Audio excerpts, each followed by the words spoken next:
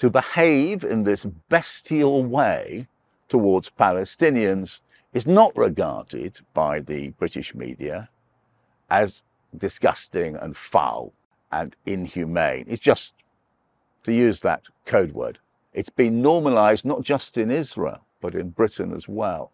Imagine we learnt, the British people tomorrow morning picked up the papers and discovered that prison officers had been systematically sodomizing inmates in His Majesty's prisons. It would be a national outcry.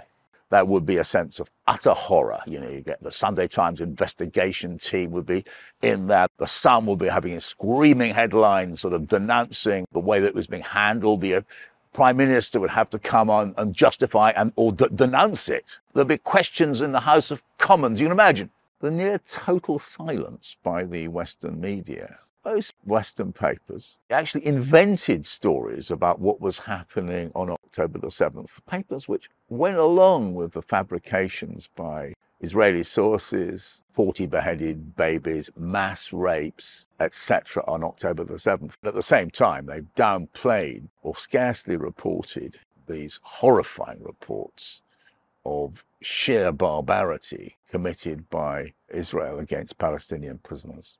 I am puzzled that there's been so little Western reporting of this. You've had the United Nations report, which says that quite a number of these prisoners have died because they're beaten to death or just left to die. This is like Guantanamo or Abu Ghraib. This is what we're talking about, is Israel's Abu Ghraib moment. What we're talking about here is war crimes, very grave war crimes, the torture and abuse of prisoners. Why the ICC, despite the mountain of evidence which now exists, has been unable to look for arrest warrants against the people directing this barbarity is utterly baffling and completely wrong.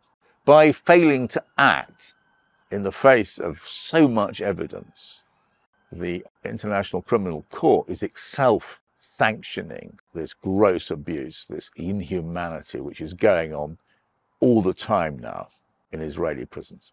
The evidence of what is happening in Israeli jails, or should we call them torture camps, shows that Israel has passed through some awful invisible barrier and is now a very sick society.